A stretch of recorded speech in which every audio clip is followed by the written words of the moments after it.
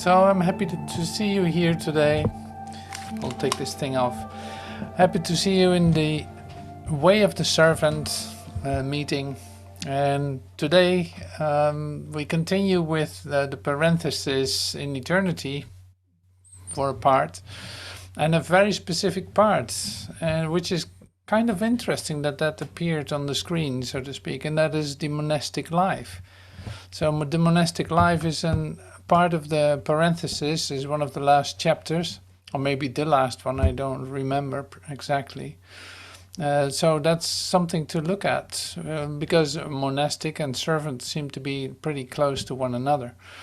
And so we also use today the book, The Way of the Servant, book 1 of the Way of the Servant. And that's going to be like, we're going to use that as a contemplation, meditation, a moment to really sink into the idea of servantship, a really beautiful part of the book. And so that's something that's laying in front of us, so to speak. That's part of the program. And so the monastic life was a real thing that appeared. We all have ideas of being a servant, and maybe have like a deep down connection with the monastic life that we know from who knows where, when. Like we all have been nuns and monks for sure, and that's not. Yeah, that's not what we do now. We're right in the middle of where we find ourselves, say taking time to dislodge from the world, but not necessarily to seclude ourselves, to take a distance to the world, because basically it is just an idea that you can have about it that would be an obstruction in order to see that there's such thing as separation. Of course it isn't. There's no such thing as separation. So it doesn't matter where you appear to be, because it's all appearance, whether that's in a monastery or whether that's in the marketplace, so to speak. So that's why that doesn't work any longer. Not for most of us, it doesn't. And it's great if none of this is real, so to speak, if none of this that you see, all that is related to your perception, is temporal, is not eternal, so it can't be real, then it's a great training to be in the middle of the marketplace and still see that, and still feel your communication with your creator. So yeah, there's nothing in the way of that, in fact, except your own ideas and your ideas that you value, especially. So this is a bit what will come up today. And I'm curious actually what Joel exactly is saying about that in the parenthesis in eternity, because he spends a whole chapter on it. And parts of it I used, and other parts I definitely did not use. And I will tell more about that later. So if, say, this is the part where it really starts for us, is like your communication with God, the possibility of a direct communication with God is an invitation to something that is fulfilling, that is completely fulfilling, something you yearn for. If you value anything in this world and think that this is it, and you deep in your heart yearn for an experience of fulfillment. And so, say, coming into the practice of allowing that, that communication to reawaken in your consciousness, and coming into the practice of that is going to be attractive to itself, like you want more of it. And that's why certain things are happening that actually give you the possibility to do so. That's my experience with it. And so we'll take a look at that today. So what else do I need to say before that, before we step into the meditation? Yeah, we come back to all these parts that I'm mentioning now, so I will not go too far ahead. So it's about time to become really quiet, and I will play some music at the same time, which is very familiar to you. You hear Marianne singing and some music. So we use that as a background for the meditation. Yeah, here we are. So you can sit back and relax. I'm going to read this to you.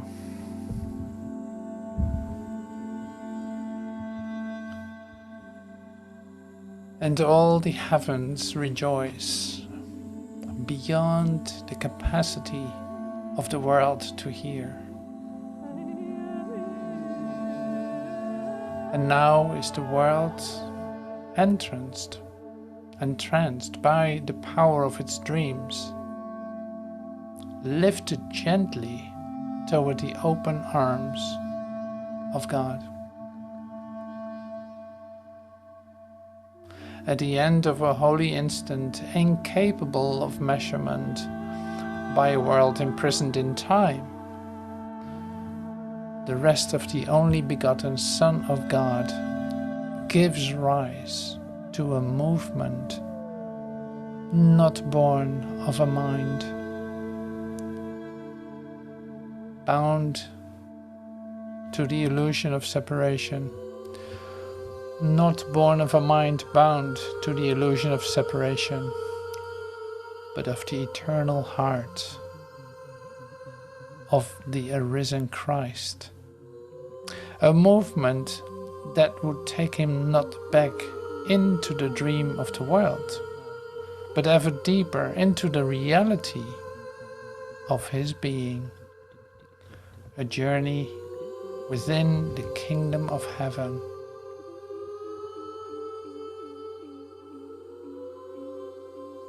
Awakened, the mind free from the shackles of want, the body free from useless demands made by a self that never was.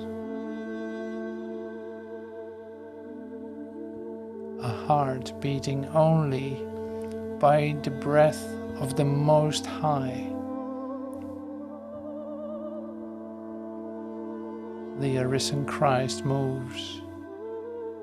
Where once the world arose, seeing naught but the glory of his Father's kingdom, radiance beyond description, joy without boundary,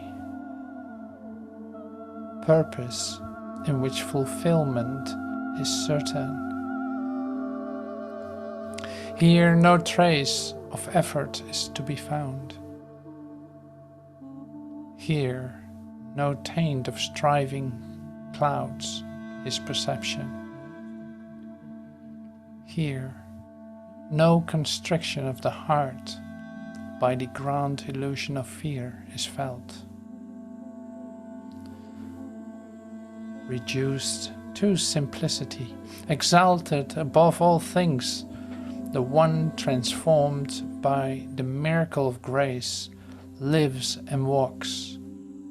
Behold, the dreamer now transformed is reborn as the one through whom the Father alone works to transfigure the world.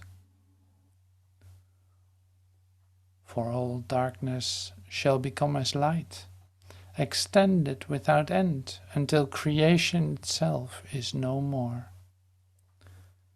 Indeed, the first is again first. As it was in the beginning, is now, and forever shall be.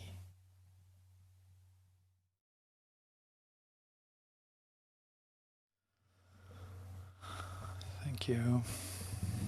Thank you for this start, so to speak, for this meditation, for this opening. That's really lovely. See, this is your temple, so to speak. This is your tabernacle. This is the tabernacle where we meet. And see, this is also your sufficiency. And these words sound a bit heavy, maybe even sufficiency, as if you've, but it's the fulfillment of it is as complete as you want it to be. It can be wholly complete, and that's why we continuously invite each other to go there and to have an experience and to open again and to have an experience, to open again. And see, if you stay in this practice, it is so much easier to do this in sense, like to become quiet. Because if you don't practice this on a regular basis, you see that it gets harder, that you forget about how great it is to be in silence. Now that works for a while, but then you see also in your development that you come into a practice for yourself, like it is just becoming part of your day to do this, or to open yourself up for it. You have your own rhythm in it, and nothing keeps you from it. See, the interesting part is, and this is what I read a lot when I say, read in Joel's Monastic Life chapter, I see that he is talking about especially the within-without relationship. So it's like you long for an experience from within. And with that, in fact, your outside world changes. And changes in a way that it actually becomes easier for you to go within. Most of the time, at least eventually, for most of us. Like, you cannot really make general rules about it, but see, there's definitely a relationship between you going within and, say, seeing a lot of conflict dissolve, just because you connect with the source of harmony. And if you are, say, imbued with the source of harmony, you will see that too. Like, it will be reflected too in what you are going to see. But not that you do it for that reason at the same time, because otherwise it would be like an exchange. Like, I do my practice so that my world will be better. Now it's more like you start to see the thing as a whole. Like, of course I want that because I recognize my wholeness, and that's totally different. Like, that speaks for itself, literally. It's like an and we shared this before. It's like a prophecy being fulfilled, and like you can't even stop it. It's just happening, and that's completely lovely. So with what Joel shares about the monastic life, which I thought was a very interesting idea, because you can have a monastic life in your own temple, like in your own monastery, your internal monastery, you could say. It becomes individualized, not as an outside building, but it doesn't exclude it either. So that's something. So I looked at that, and I looked at where I come from myself, so to speak. I was part of an academy, a master's academy, and in that you had the possibility to become a brother of the order. So it was like full dedication, service, and you name it, all these things that you, say, can relate to in terms of a monastery. But that was always, say, completely individualized in the sense of it is not a building, it's not necessarily a place where you do that, it's not necessarily a certain form in which you do that. Well, you will find a form, but that will come to you. And so in that sense, I'm seeing that what I do here, for instance, is an extension of that. It's still the same idea, extending it in this way. Who would have known? Like, I certainly did not know that it would look like this. And so you could say, you could see this as an yeah, a monastic life aspect. And yeah, so looks very much like looks very much like it if I look at it. Like basically I spend a lot of time here in this place where I do this, so to speak, where I appear to be preparing classes and making recordings, making videos of it and all this, having the communication, taking time, having my own quiet space to work in, so to speak, to extend myself in, to do the service in. And I know for sure that you have a setup like this, like in your own specific way too. And however that looks, maybe it's fun to exchange that. We can do that later on too. But yeah, this is so I'm actually happy with, and this is something that I recognize in myself too. Everything becomes so, say, in a certain sense, normal. Like it finds its way, you could say. It finds its way in expression, in self-expression. It finds its way, and I mean with that is this: you will find a way to express this, however you do this, wherever you do this. And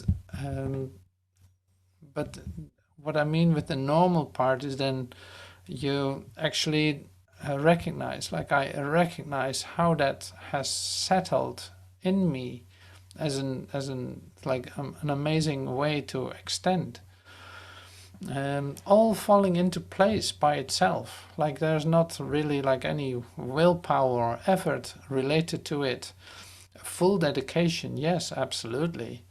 But that's more like a necessity in the first place. Like the full commitment is a really like totally helpful in release of conflict and fear. So maybe I should spend some more time elaborating on that. So, but discovering your practice, like it is closer to you than you can possibly imagine. You might look for it in certain forms but not find it, but come closer to yourself and it becomes obvious how you are expressing yourself, like how you are used as an instrument, or how you are extending yourself exactly in the way that you do right now. Whether that is giving all your love to a baby, or whether that is yeah, however you do that, sing your songs, or doing your morning walk with a full dedication and love and presence, or who knows how you do that. So, but then say the part that I call normal then is, see, there is a way given for you to come into this and extend yourself, having all the opportunities to stay in communication and not with a need to be disrupted or disturbed by that at all. So the more clear you are for yourself in this, like the more your full commitment becomes, the easier it gets, in fact, because you have no two agendas, or you have no what you call that, it's like no disturbance in that. It makes a lot of difference. So that is what I see myself. And that total commitment is a decision in a certain sense, but on the other hand, it is also the release of fear of losing something that you think that you're going to miss. Like you lose the fear of thinking that you're missing something. So it doesn't matter anymore. It's like you settle into that idea. It's more like that. So all this fear disappears, literally, one step at a time, but it disappears. And that makes it easier. It would not be very different than, you could say, like than entering into a monastery. and having your practice, your first weeks are in the monastery, and discovering that you miss home, you miss this, you miss that. And at a certain part, you feel that that is like fading away in a certain sense, or something else is coming in front of you, living in you, starting to live in you, intensified in you, that is so fulfilling that you wouldn't want to do anything else. But see, we still on this path, in this way, we still have our, say, world relationship in a certain sense. You still have to deal with the world in a certain way. And so that is also tailor-made for your awakening and transformation. And yeah, so the situations that you're in, the situations that you're encountering are really there for you to discover something that you were hiding in yourself, or something that you didn't want to look at. And so it can be healed, so it's a 24/7 transformational process that you're in, and that is working you could say.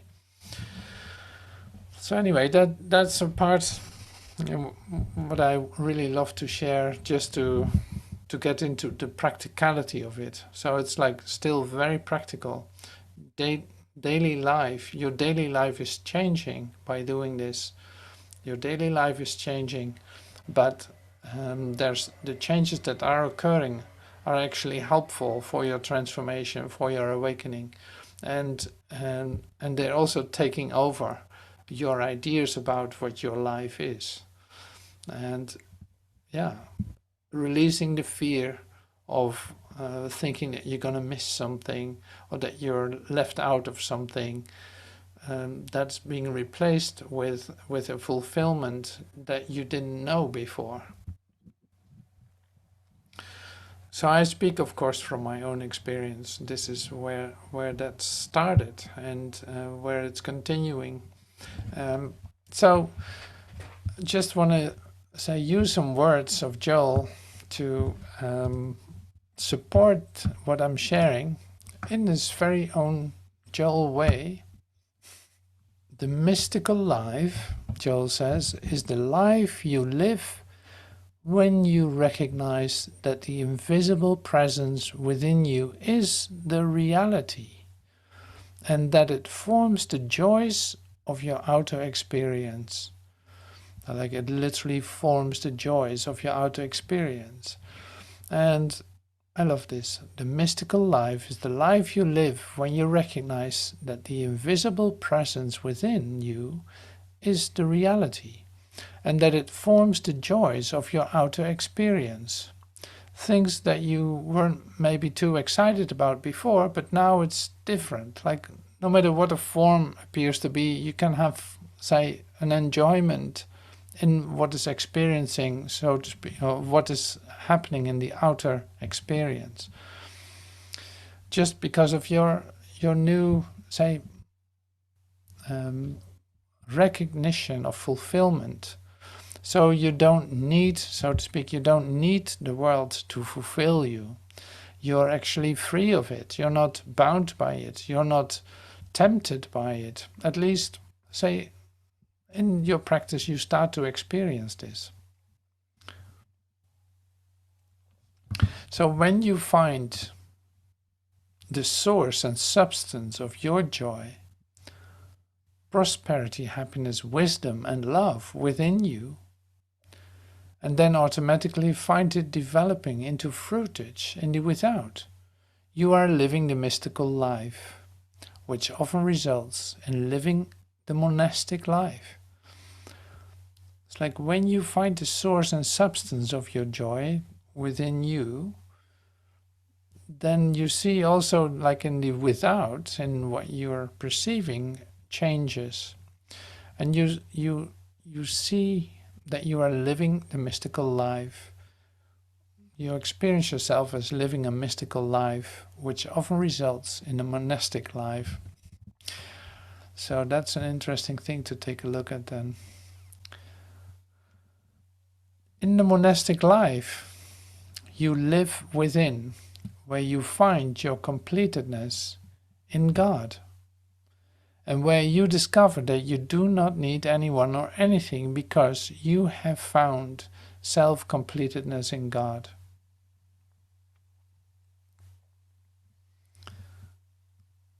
The monastic life is a life of self-completedness. You can lead the monastic life while living in the midst of a busy city or alone on a desert, because you have found your self-completedness within, and yet that self-completedness you have discovered within you, you share with others.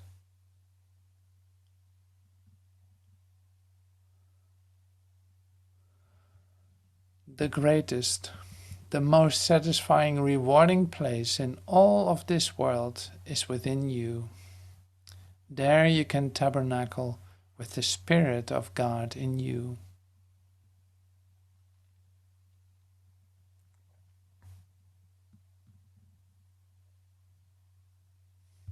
So it's like the monastic life. That's interesting. That's interesting. So maybe we should open a whiteboard to discover more about that. And so, yeah, just think about it and see what comes up. Like, are you living a monastic life, and how does that look?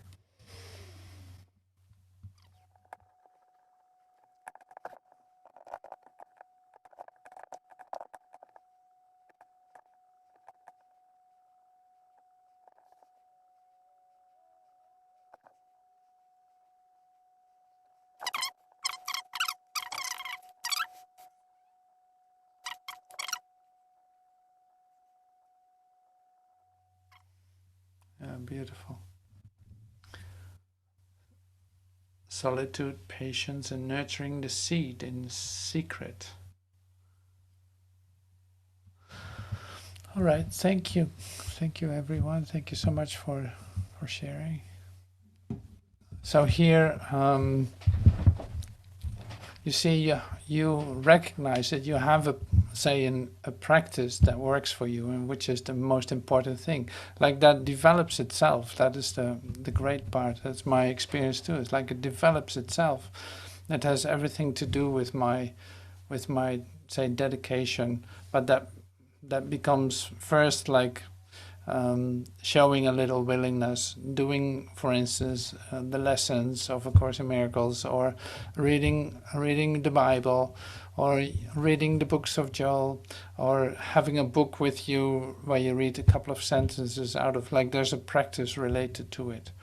But that's not the only thing then. So it's really about taking time, in fact, to open up for the experience and allowing yourself to be nurtured by it. And yeah, so whatever helps with that is, of course, welcome, and you use and is given you. So this, like I said, this is my experience too, is like the more you your dedication or commitment to this becomes total, the easier it gets. It is the moments in which you start to waver a little bit, or start to have some doubt creep in, that it becomes hard, or that you feel like, oh, I'm going down here. I feel, let's say, in fact, you feel the separation more than ever. But to stay in the practice is then easy, in a sense. But to keep the practice fresh, it is still like a fresh mana. It is still great to practice this with no rituals, you could say, with not too many patterns or normal things that you always do in this way, or something like this. Otherwise you start to repeat again and loop. That is dulling your mind, in fact, even though it seems like you're doing your spiritual practice. So that's why I try to say, that comes also by itself, but tries to change a lot, or have a different rhythm, not doing everything at the same time in the same space, and these kind of things. Like that really helps to not fall into a habit to do it. Even though some habits are okay to continue them, like starting your day with sitting still and allowing something to occur in you, maybe after reading a couple of lines or reading a lesson or whatever. That can be a great habit to start your day this way. This is what I recognize too. So we go back to the to one more of two more expressions of Joel. See, this is also, say, the inspiration that Joel shares. And do not be surprised that if in that temple within yourself you meet the saints and sages of all times. For these saints and sages are only spiritual consciousness at different levels. And you must expect to meet spiritual consciousness within yourself at many levels. When you make your contact with God within, you find fulfillment, for it is by what takes place within that you establish your outer life. And the degree, intensity, and quality and quantity of the without. Now that's an interesting expression that he does here. It's like you find fulfillment within, for it is by what takes place within you that you establish your outer life. And the word establish is a bit difficult for me to get that, because there's like, I don't want to establish anything in the outer life, but I could see it like, okay, that looks different too. Then it becomes a little bit lighter. Establishing would make it real in a certain sense. And my deep experiences of God doesn't mean that it necessarily, say, takes all the conflict out of my outer life. No, that is, you go through different phases with that. Because especially in the beginning, you see that there's a discrepancy, like there's a difference between your inner and outer world. There might even be like a little bit bigger in the beginning, just because you think you have your first experiences of your holiness, so to speak, of your God contact, and you don't know how to deal with your world. Like I speak from my own experience in this then. Like so that can give immediately or on the way quite a bit of conflict for a moment, because you see that the surroundings that I was used to are actually not working anymore the way that they worked before, and something is just, say, ready to let go of or to change. That definitely can happen too. So if all is flowing with your change of consciousness, so to speak, with your new experiences, everything around you expands in the same speed, so to speak, then there's no problem. But it doesn't always work that way. And then you see, you go through phases, and this is interesting. I'd love to say some more about that. You go through different phases, but in fact what you see by every change is actually helpful, and you see that you more and more and deeper enter into this mystical life, also by the changes that are occurring in the outer realm, in the outer world, that you see that you shift and change in that too. It is not necessarily, say, stable in the sense of it will always look the same. No, it is not that you look for the changes there, but it can change, absolutely. Yeah, I went through like big changes in with whom I live, in what circumstances I live, and all this.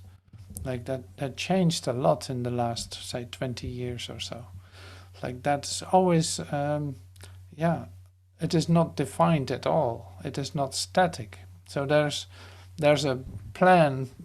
This is also nice. There's a plan behind appearances. Like even that is part of the plan too. You're literally being invited to come into certain situations that you choose for to come into, just to have certain experiences that will help you to heal other parts in you, or to allow your dedication or your commitment to be full. The springs of water within bubble up into life eternal. And it is water you can draw without a bucket. How? By living an interior life, by realizing that the substance of all form is within, and then by going in and being with it, praying with it, living with it, and releasing it. The springs of water within bubble up into life eternal, and it is water you can draw without a bucket. By living an interior life, by realizing that the substance of all form is within, and then by going in and being with it, praying with it, living with it, and releasing it.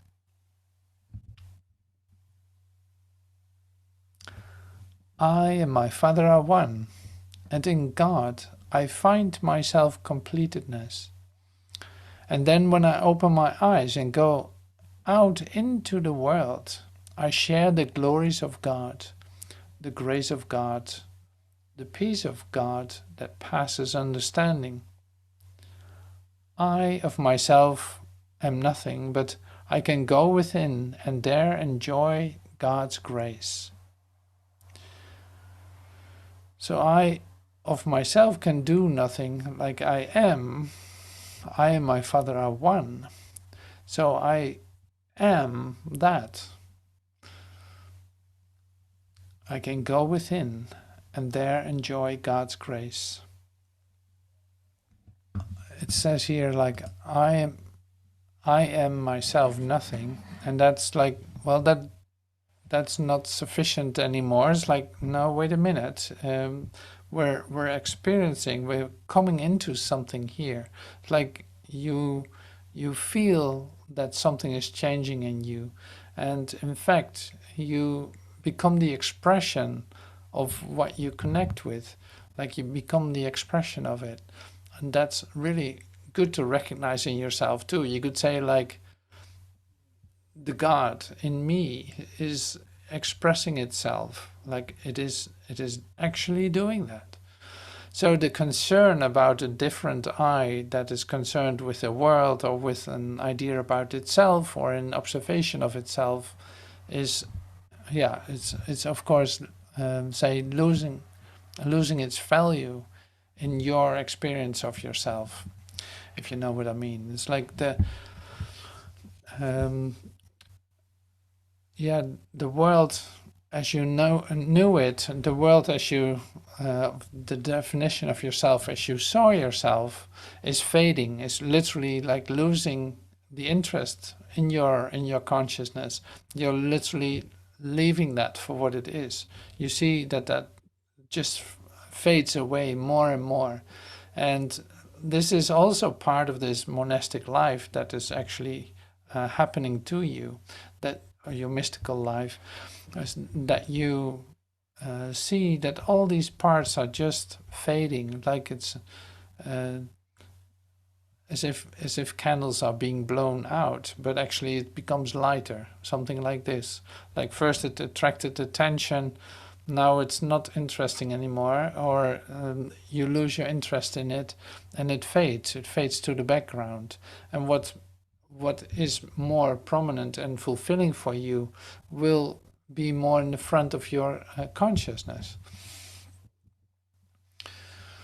So that's why I say, like, the I that I experience as I is, say, expressing itself through me, in me looking more for the experience of communication, in how I present myself in the world, in where I find myself in social activities, or all of this. You know, it's like it's a full-on development that you go through, and recognizing that you can ask for help or ask for the communication in every place that you are changes everything in how you experience the world, because the form of the world, even though it might change, is still not the fulfilling part.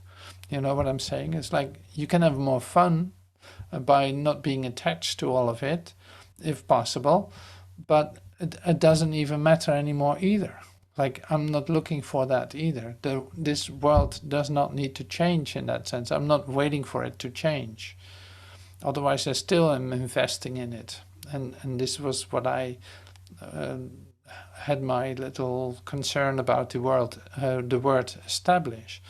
Like, it's not really a concern, but it's more like I really want to nuance this a little bit, make it really clear how I'm actually experiencing this. And it's like I could care less how this looks. Because my practice will be the same. It really does not matter. You know what I'm saying? It's like that's what counts. My practice is the same. My focus is the same. It's an internal focus, you could say, like it's coming from within, extending itself outward. But how that's going to look is not, it's not my concern. So in that, I become free of that too. And that's an amazing thing. I really think that's amazing. In my experience of it, it is totally amazing to be present and not being disturbed by anything what appears to be outside. So, and that you could also say is your, say, developing healing consciousness. Being in communication, having that as your focus, and seeing that all things you include in your wholeness, in the wholeness of yourself, in your you recognize the holiness in all situations and the ones that you meet. Seeing every encounter as a holy encounter, seeing all ground on which you stand as holy ground. Pretty amazing, pretty amazing. So, and it's literally, you find heaven on earth, but it is heaven, it's not earth in that sense, and it doesn't matter either.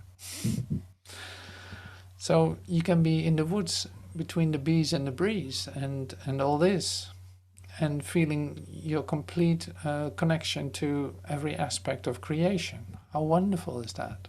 That's wonderful. All right, so what I just shared is not to establish myself as the one who has this or something, or to make this real for myself, that I live a monastic life. No, that was just a way to look at it. So you see, and this is what the song was about too, is like, it is still about my homecoming. It is not about establishing myself as something I'm not. So that practice is still continuing, like on a daily basis. I don't want to establish myself in any way. I don't want to attach myself or identify myself as something I'm not. And this is a constant practice of release. No, it's not that. No, it's not that. No, it's not that. Like, and going within and letting go of ideas, and waiting and being patient, and breathing and relaxing. And no, that's not it. You know, it's like that becomes more the practice than anything else. But not only as for the sake of practice. No, it is like, no, there's continuously an opportunity to take time to actually experience you going home. That is what is occurring. It's like, that is what you offer to yourself, and the possibility of that, the opening up to that. That is the practice. So you see, with words you can't get out of it. You always seem to be locking yourself into, I don't want to have an opinion about it, or I don't want to establish a practice here. I don't want to establish a way out of that. No, it is happening right now. And whatever I think I'm doing is still the denial of it. It is happening now. Nothing needs to occur for it, except for me to realize that this is the only time there is, and that nothing else is going on. Like there is no tomorrow. There's no keeping this practice going, or there's no establishment in any way in it. It is complete and whole in this moment, or it is never so. You know, it's like it's either now complete and whole, or it never was. And that's a realization. That's all. So, and that is homecoming, realizing that I don't need to do anything for it. It doesn't take effort. It's happening right now. God is pouring his love over me in this second, in this moment, in this moment, in this moment. You know, so that is the occurrence.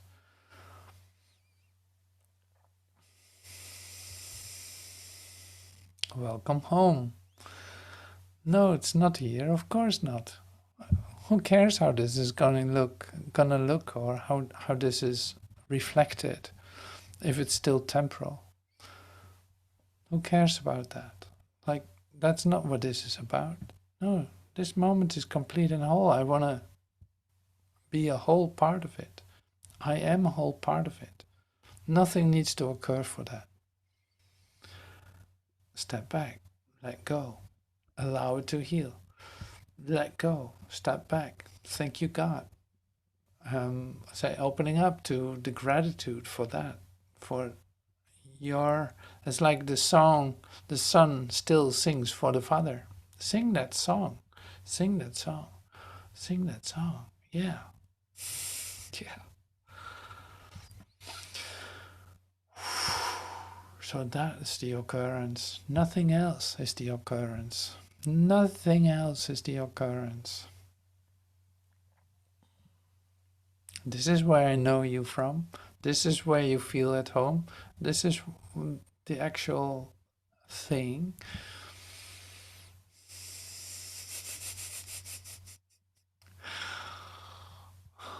So that's so lovely, so great. But you can not talk too much about it. Why would you? Why would I talk about it?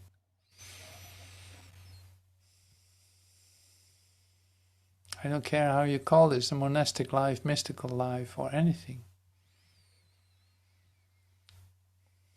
Is this a way of the servant? Well, so it is. Here we are.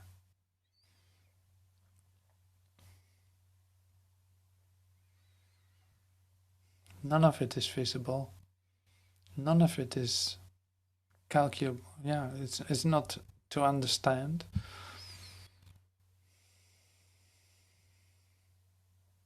None of it is what it seems.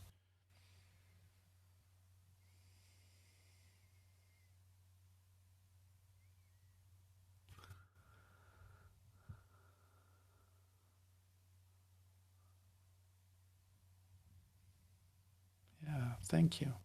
That's great.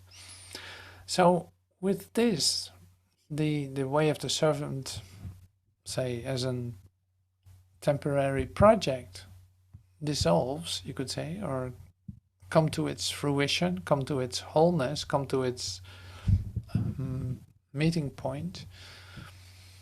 And I'm happy that you're part of it, and that you were present here, and that you are present here. And so thank you for that. And it was an interesting, say, journey. I really loved it, to discover also how this works in my own experience of myself, ending up in this place where we just went to, so to speak, where we just entered into.